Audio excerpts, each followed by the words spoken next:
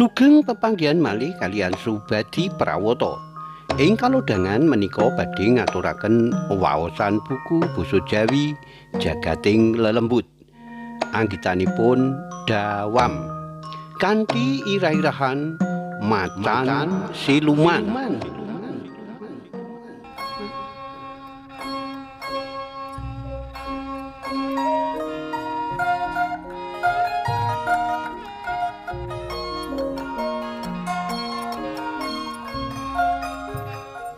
Kurang luwih setahun kepungkur, Pak K 57 taun ninggal donya. Wis dudu rahasia maneh yen Pak K iki nalika uripe kondhang minangka wong paling sugih sekecamatan. Omah walete wae rupa gedhong susun telu. Kejaba pemborong kaloka sing meh kabeh tender borongan kabupaten tumiba ning astane Pak K.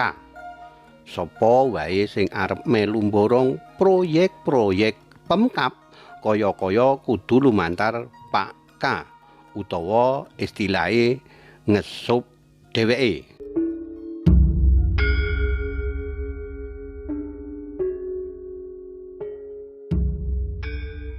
Pirang-pirang taun sadurunge Pak K nandhang lara maneka warna.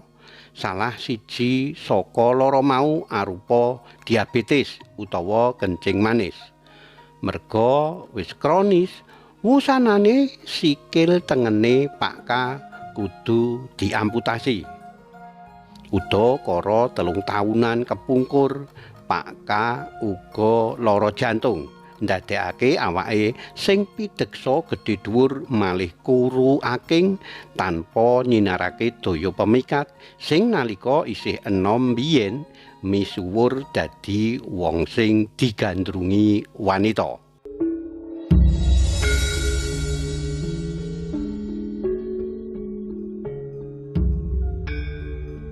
Rong wulan sawise Pak K seda, tangga cedhake sebut wae Kariman 58 taun bloko marang penulis yen sugih Pak K iku ora sugih sawantah ning dadak nganakake sesaji njaluk dalane sugih menyang kuburan Kawentar tokoh Tulungagung. Duk ing nguni kuburane tokoh mau pancen asring dadi jujugan ziarahe akeh wong saka Tulungagung dhewe utawa saka Njaban Rangkah Kutha Marmer. Tujuane werna-werna.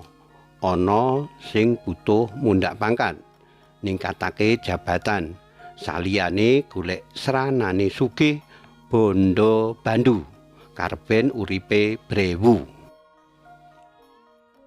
Kula makaping-kaping ngancani Pak K nenepi wonten kuburan niku, ujare Kariman marang penulis. Saking panggenan keramat wau, Pak K angsal pendamping gaib rupi macan. Nggih, macan siluman menika ingkang wedal tinamtu ketawis kemliwer teng daleme Pak K. Sambunge Kariman wanti-wanti supaya jenenge ora ditulis kanthi terang-terangan. Apa sing dikarepake Kariman pancen ora salah. Tanggane Pak K liyane sebut wae Dukut 45 taun benerake apa sing diucapake Kariman.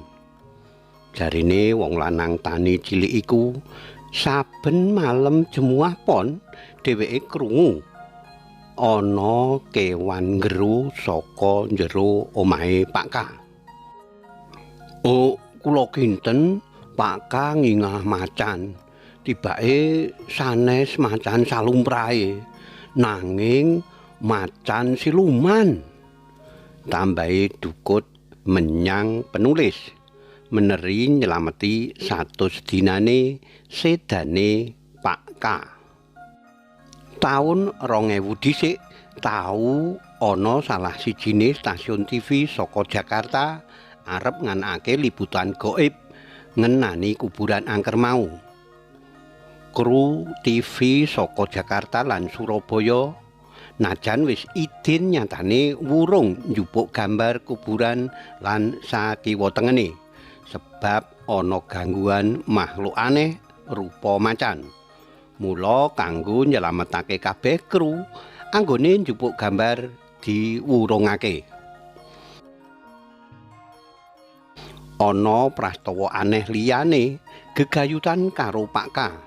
Mung butuh etungan minggu sabubare Pak K tinimbalan Allah, ewon manuk sriti sing nggoni gedhong minangka susuhe ilang tanpa tilas babar pisan.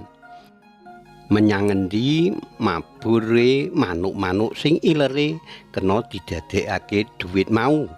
Ora ana sing ngerti. Tekane mbiyen aneh, ilange uga ngane-anehi. Kinten-kinten peksi sriti menika panjilmane gaib sing tumut ngempalaken bondo kangge Pak K. Kandhane salah siji kanca nanggapi murca lungane sriti ingone Pak K. Bener orane anggepan makhluk gaib bisa arupa kewan, mung Gusti Allah sing Maha Kuwasa mangerteni sakabehane. Karipta dening Dawam.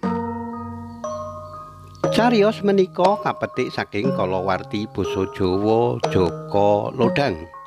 Nomor 7 tanggal 16 Juli 2016 ing Ngayogyakarta.